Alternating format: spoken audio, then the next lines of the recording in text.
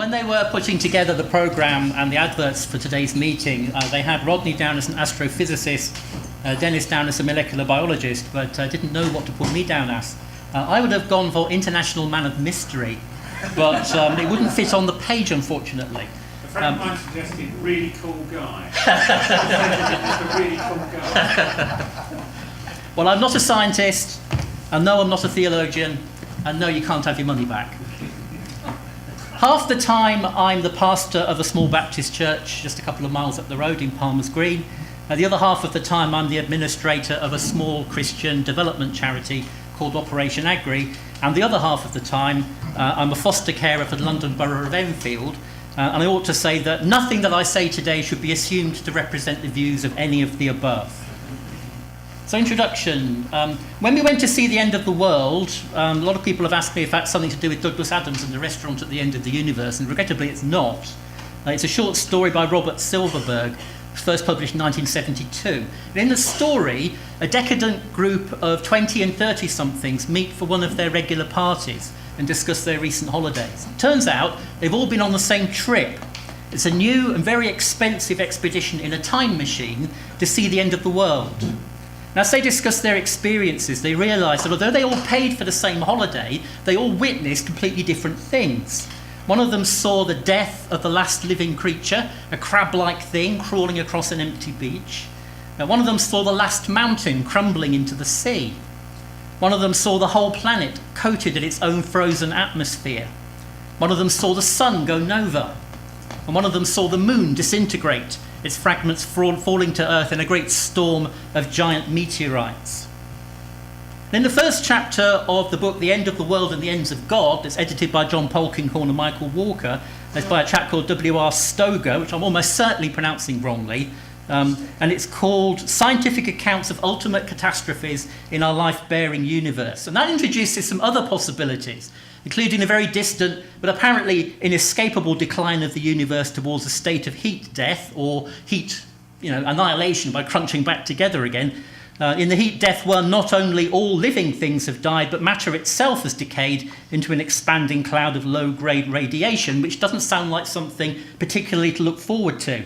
So which is the real end of the world, or end of the cosmos? Or are all of them, in their own ways, endings worthy of the name? And then what about the end of the universe in the sense of what it's for, or its chief purpose? And these obviously are different questions. Science is neither atheistic nor theistic. It's by its very nature agnostic. And to misquote Alastair Campbell, science doesn't do God. It is the scientists, not the science itself, who decide whether to be a Dawkins or a Polkinghorne. And the decision has to be made on grounds other than scientific. Skating on thin ice. I'm not in the way of this by any chance, am I? No, good. As Christians committed to developing a biblical outlook, we have an interest not only in what science anticipates as the future end of the world, but also in what our faith has to say on the same subject. And here we can be on potentially controversial ground. If you think about the example of evolution, even talking about this sort of thing is a risky process in Baptist circles where I come from. There's still a lot of anti-evolutionary sentiment out there, held from passionate conviction and a desire to be loyal to Christ and his word. So you can't mock it, but even to ask the question could be a career-limiting move in the sort of conservative circles where I tend to feel theologically most at home. Yet surely we want to be as radically biblical as we can, and that means challenging our accepted understandings of the Bible if the Bible itself requires us to do so, from signs in the text itself and from improved exegesis. And we do this not so that we can accommodate the Bible to other things, whether that's science or current cultural shifts, tempting though that is. And you can sometimes see that at work in commentaries, which in my line of work I have to look at a lot. And you see examples of when people have come across a text which contradicts current cultural assumptions, and that's when people tend to go into more depth. The result tends to be, as a result of this historical or literary attention, that the text doesn't mean what we all obviously thought it meant, but actually means the exact opposite, and fits in rather well with current cultural trends. Now, ideally, that arises from a deep appreciation of the text, but you can't help wondering whether the same effort would have been made if it hadn't been culturally awkward at the time of writing. And it would also be nice if from time to time the deep exegesis resulted in us saying, well, actually it means what we always thought it meant, sorry. Something similar is a risk when seeking to read the Bible in such a way as to make sense of it within a scientific, which usually means modernist, philosophical framework. The relationship between the book of Genesis and the geological and biological sciences has been dealt with from every conceivable point of view, and every possible conclusion has been reached. And the debate is well summarised in Dennis's book, this one with the monkey on the front, Creation or Evolution, Do We Have to Choose? And I was apologising to Dennis earlier, I can't see him now, I was up the back there.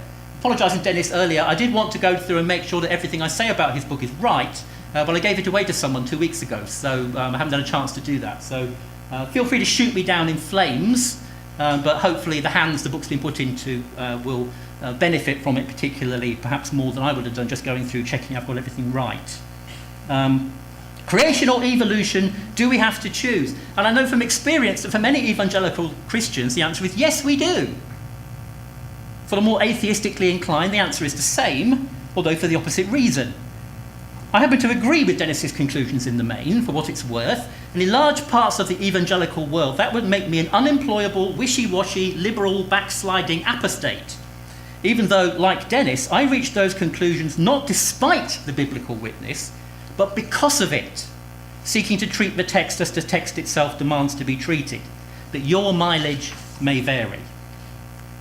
With Genesis, for most of our history, we took it as a reasonably straightforward, if metaphorical, description of what happened when God made the heavens and the earth, because we had no choice, there was no real alternative. Now, on the other hand, we have other ancient texts, which, while they don't have priority for us over the text of Scripture, do nevertheless cast clear and relevant light on Genesis. And on the other hand, we have the filings of geology and evolutionary biology. We have had, if we follow Dennis and all the others, to rethink Genesis, not to avoid the clash with science, but to be faithful to what the text was always saying, even if we did not have the necessary knowledge available to us before. Now, something similar to the process of biblical, theological, and scientific thinking that is summarised in Dennis's book needs to be done equally thoroughly for the last things of Christian eschatology. Here, however, we're in potentially just as much danger. In creationist circles, there are, I understand, two main approaches. Young Earth, literal six-day creation, and old Earth, days are ages creation. You probably already know how many approaches there are to the last things among conservative Christians, some particularly popular in one denomination or another, or in one country or another. And anyone asking whether not just one or the other, but maybe all of these might be missing the point, is going to be shot by all sides. Still, what's the point of a parapet if you're not going to stick your head up over it? Which end, which world? When the Bible speaks of the end of the world or cosmos, what's it referring to? What are we to make of judgment, the second coming, the general resurrection, or the new heavens and the new earth in the light of current scientific thinking, let alone the rapture, the tribulation, or any of the other aspects which mean so much to so many people? How, if at all, does this thinking relate to our understanding of the various ends science anticipates for our species, our planet, our star, and our universe? What happens if we take the process we followed with Genesis, and both cosmic and human origins, and do the same thing with eschatology in general, and apocalyptic in particular? This talk is not the answer to that question, but it's just asking the question in the hope that somebody will one day write that book. I've already been told it ought to be me. I don't think I have the theological chops to be able to do that, but I would like to see someone have a go. For instance, in Dennis's book, he argues that the description of the Great Flood has a touch of rhetorical hyperbole about it. The water did not literally cover Mount Everest to a depth of several fathoms, as it says in Genesis 7:19, but it was a really big flood that changed the face of the world for those who were affected by it. The universal visibility of Christ's return, an idea that's drawn from Acts 1, Matthew 24, and particularly Revelation 1:7, could be hyperbole in the same sort of way. Something like that is bound to attract it. How else can you describe the indescribable? And if it wasn't absolutely universally visible, how many people who are sure that it will refuse to believe it if it's seen by everyone but the British Antarctic Survey team and a few million penguins, let alone if seeing here is being understood in altogether the wrong sense? When our foster daughter was 9, and I have permission to tell this story, by the way, and only recently arrived with us, she came in from the garden complaining that she'd been trapped on the trampoline for an hour. There were 11 foxes running around under the trampoline. 11! She couldn't get off. Now, I was watching her the whole time, and sure enough, one fox did run across the back of the garden at one point and startle her, and she didn't get off the trampoline for a few minutes. Which description is more accurate? 1 fox or 11 foxes? 5 minutes or 1 hour? Her description might not have been very literally accurate, but that does not invalidate it. It was more forceful, more vivid, and more emotionally honest than a pedantically literal narrative. Theodore Sturgeon, another science fiction writer, once said, "Sometimes a whole bunch is a more accurate description than 6, particularly when describing the gang who mugged you." So in what sense does the cosmos have a purpose? Can a thing even have a purpose? It's not a quantifiable property. If such a purpose exists, does it arise from the essential nature of the thing itself and from someone's perception or appreciation of the thing? Does a galaxy as a galaxy have a purpose? Or do electrons? The creation does not groan as in the pains of childbirth, Romans 8:22. In any literal sense, we groan over its bondage to decay, and we hope for a new heaven and a new earth. In fact, in the previous verse, Paul says the creation will be set free into our freedom.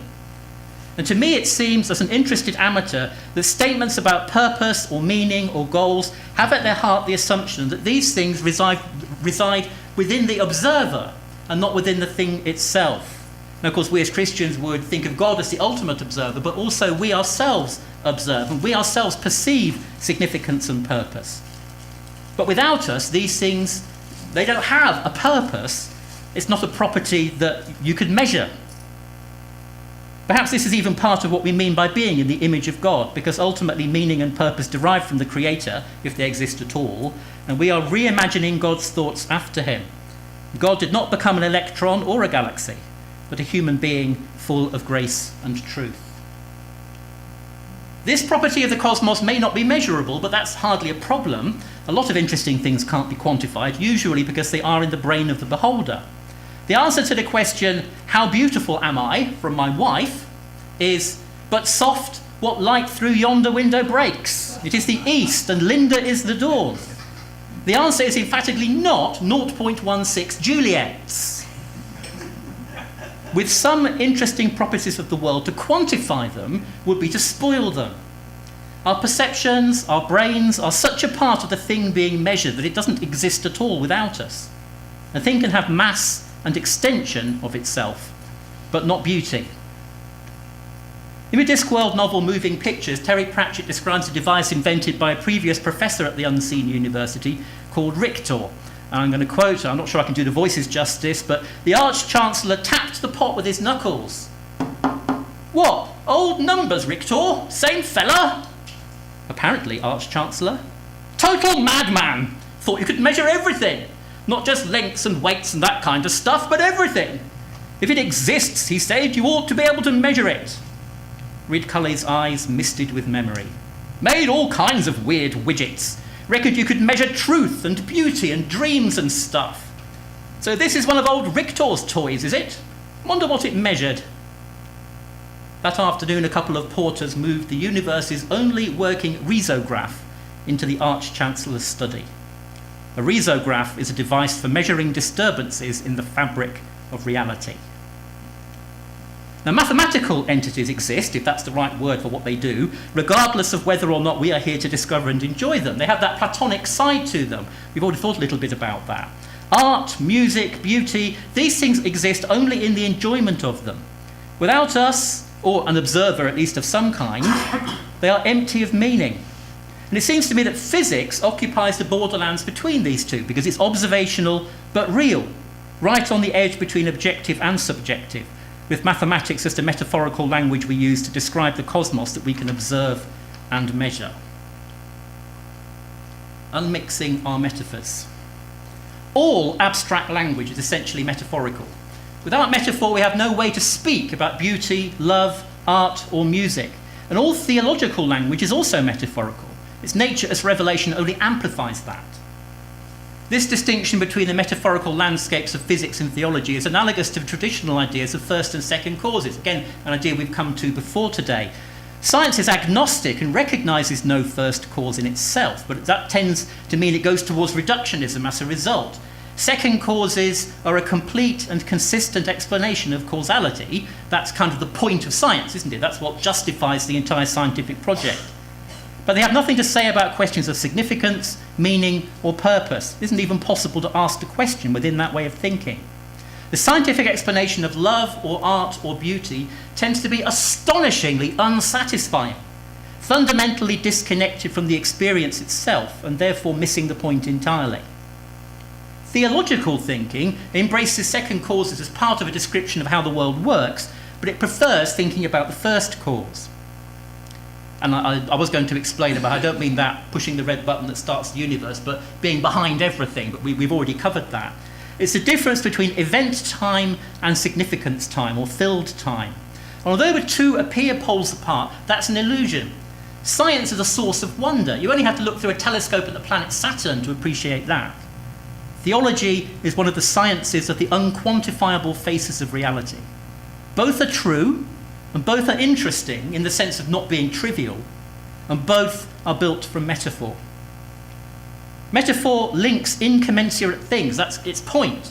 Both theology and science are metaphors of reality, one experimental and general, the other experiential and particular, and that complementarity enables them to keep each other in check. This can be a great source of confusion if we don't watch our step. We read the Bible and it reminds us of science. We read science and it reminds us of the Bible. This is metaphorical thinking in two different domains which overlap in the source but not in the target. If we are not careful, the fact that this reminds me of that transforms itself into this actually is that. This isn't a mistake we would make with metaphors we use on a daily basis, but we're dealing with two worlds of ideas, and few of us are equally at home in both. Going back to Genesis and cosmology for a moment, the similarities between them are superficially so strong as to provoke all sorts of unfortunate mistaking of metaphor and analogy for equivalence. At least with the last things, we don't have that problem. The metaphorical nature of theological discourse has always been recognised. Calvin called it God's condescension to speak to us in terms we can understand, like lisping to a baby. In metaphor, we start from things we know from our own experience and find descriptions for things that go beyond that. In theological thinking, we also take an additional step, and that's to reverse the abstraction. For example, we love our children. To understand how God relates to us, we call him Father, the one who loves us as we love our children. But to avoid this being an intrinsically unstable extrapolation, God is like us, only bigger, we take the conclusion and make that the premise. So God's love is the real love, ours is derived from his. All families take their true name from him rather than the reverse. We are like him, but dependent on him. And this gives a strongly monotheistic foundation to our thinking. God is subject, not object, and ultimately everything derives from him. And whether this comes through a process of revelation from above, or a particularly clear form of definitively monotheistic thinking, ultimately makes no difference, because these are two different ways of saying the same thing, top down and bottom up, like the difference in the approach to Christology between the Synoptics and the Fourth Gospel. Top-down and bottom-up theology both reach the opposite terminus in the end. As we developed language, and here I'm drawing on Dennis's book again, as we developed language, so the revelation could deepen, also the reverse analogical process could deepen. These are two different and complementary ways of describing the same thing. Scientifically, the end of the world, especially the end of the human world, could come in any one of a dozen clearly quantifiable ways. Theologically, the end is going to be something that is not measurable in that way, but is focused more on hope and the transformation of life in love. I am particularly proud of this title. Some hope, because it could be some hope, or it could be some hope, or it could be some hope. There you go, you think about that for a bit. Although in the Bible this eschatological hope extends to the animal kingdom and indeed to the whole created order, the primary focus is on mankind's response to the coming of God and God's gracious response to our need for him to come. So much so that the animal and cosmic dimensions of that hope could easily be seen as extrapolations or universalizing analogies of the transformation to come along the lines mentioned above. Perhaps we can even go one step further and say that the cosmic transformation is more a transformation of our perception of or involvement with the cosmos as part of that cosmos, rather than a change in the cosmos itself. So when Christ returns, should we expect to see a change in the fundamental constants, or perhaps in the very laws of physics? We have no reason to think that they changed at the fall, although some would say that they did, the incarnation, the cross, the resurrection, or the ascension. So perhaps we should assume that as far as science is concerned, it will continue to be business as usual. So what will have changed? What changed with all the other things? Nothing or everything? The universe changed when I became a Christian at university, in that I changed, and I'm part of the universe, but I also began to see the cosmos in a new and vibrant way, and that was part of that change. There's a hymn by George Wade Robinson that I've never heard sung for about the last 30 years, but I remember singing it shortly after I became a Christian. And it's got the verse, "Heaven above is softer blue, earth around is sweeter green. Something lives in every hue Christless eyes have never seen. Birds with gladder songs o'erflow, flowers with deeper beauties shine. Since I know, as now I know, I am his, and he is mine." That's from Loved with an Everlasting Love. Now that's my testimony. That's what happened to me. It's not something that could be measured unless perhaps you put my head in a functional MRI scanner while it was happening, and even that wouldn't really explain it. It would just give you some numbers to wrap around it. But just because it can't be measured, it's no less real. So from this point of view, we're not necessarily talking about any of the physical ends of the world, but more of a transition from humanity as it now is to humanity as it will be in some way, realizing the longing to walk with God in the cool of the evening and to know as we are known. It's the end, Jim, but not as we know it. According to the New Testament, the great theological truths have always been true, like the Lamb of God slain from the foundation of the world in Revelation 13:8, for example. They have the nature not of timelessness, but of time fullness, becoming instantiated in time in the progressive way which is the only way we have of engaging with time at particular points in our history. And if these theological events were always the case, but became historical at a particular moment for us, something similar should be true for the consummation, the return of Christ and the remaking of all things. And even if these things deal more with the human perception and interaction with creation than with any essential change in creation itself, what will they look like? And here we are, as N.T. Wright puts it, looking at a signpost pointing into a shining fog. The signpost is true and reliable, but it's only the sign, not the substance. A metaphor is the only language we have for something so utterly new. I've often heard the apocalyptic events of the Bible described as if they are, for instance, thermonuclear war. That's going back to the 80s more, or these days more if it's an asteroid impact. But if you're going to describe something that is the darkest hour before the dawn for the whole human race, let alone perhaps for the entire cosmos, what other metaphors are you going to reach for but war, disease, and natural disaster suddenly overturned? So I think we need a similar process to the one followed with Genesis and cosmology. We need to be as careful as we can to identify and interpret the genres of the texts correctly. We need some idea of the worldview they are undermining from a monotheistic or Trinitarian perspective. And we need to remember that the scientific description itself is open to revision, but from new experimental evidence and analysis, not from theological or biblical critique. With apocalyptic literature, we struggle to understand, partly because we do not know enough about the metaphorical background to the text.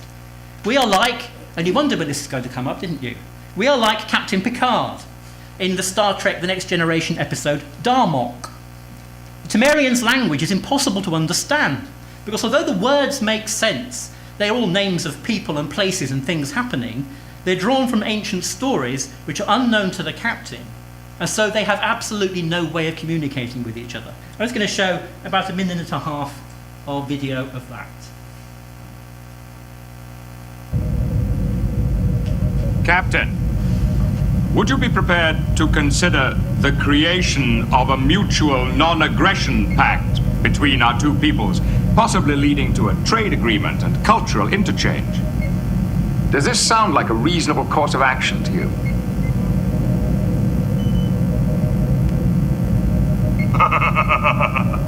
Kader beneath, Momenta. In winter.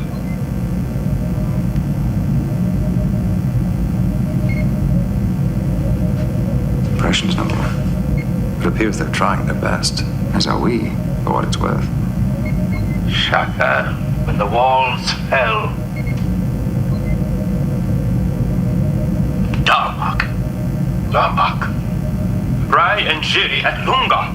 Shaka, when the walls fell. Zina at Anzo. Zina and Bakar. Darmok at Tanagra. Shaka. Mirab, his sails unfurled. Darmok. Mirab. Tamok.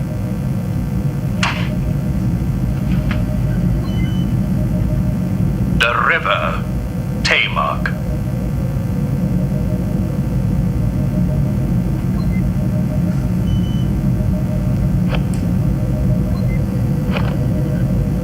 Darmok and Jalad at Tanagra.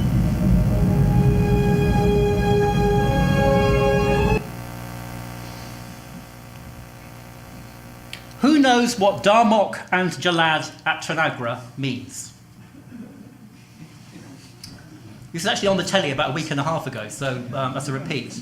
Yeah. Now we know what it means, presumably because we've seen the program. Yes, and we understand that everything they say is drawn from the mythical stories that underline their civilization, and this particular one is actually identical to a story in the Epic of Gilgamesh, which Picard himself draws upon towards the end of the story.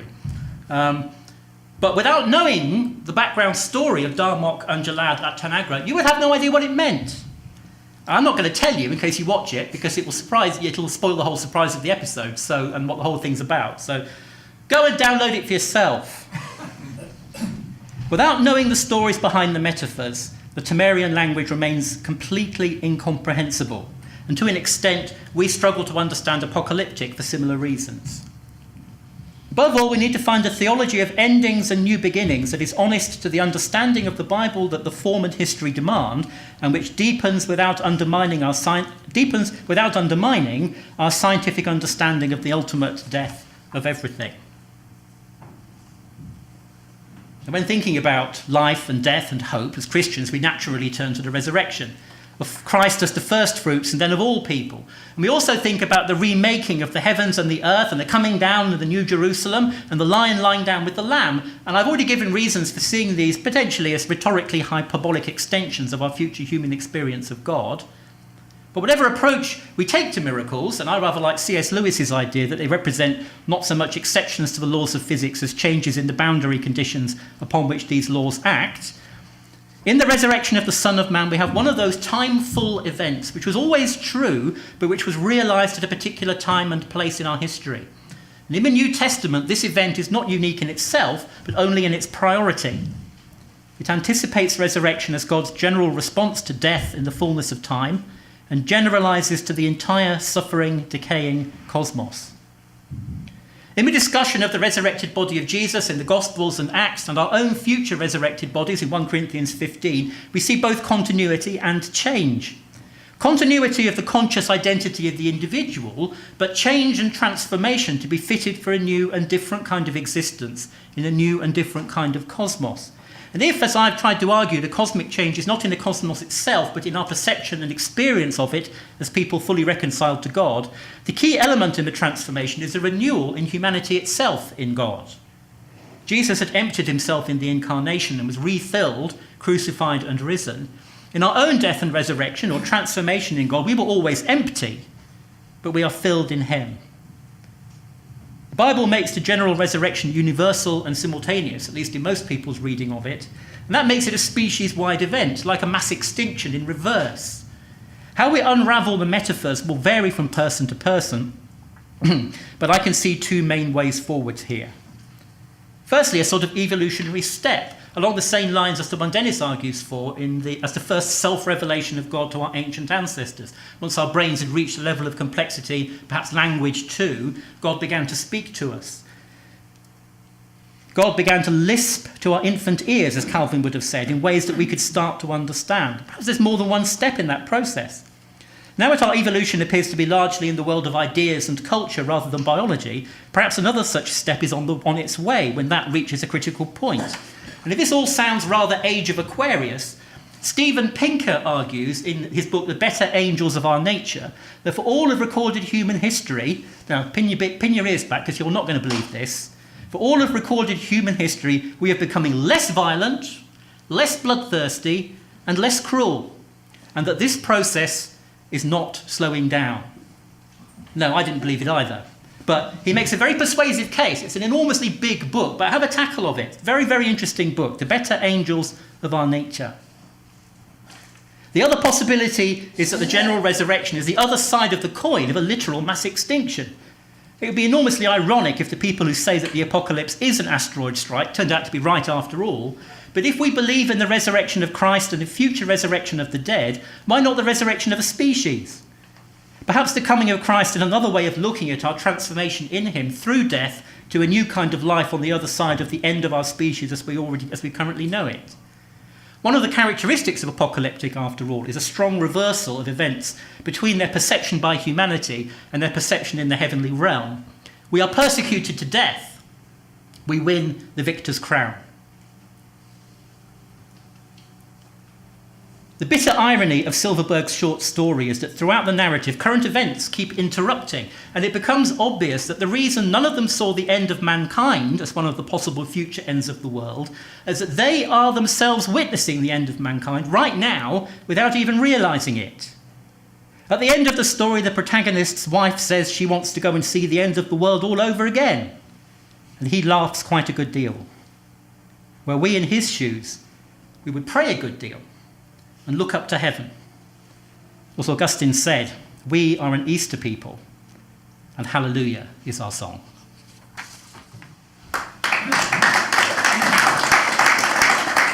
I hope you've enjoyed this podcast from Faith and Thought. Next year's symposium will be on the 18th of October, and we'll look at the important subject of homosexuality from biblical, scientific and pastoral aspects. So we look forward to seeing you there if possible.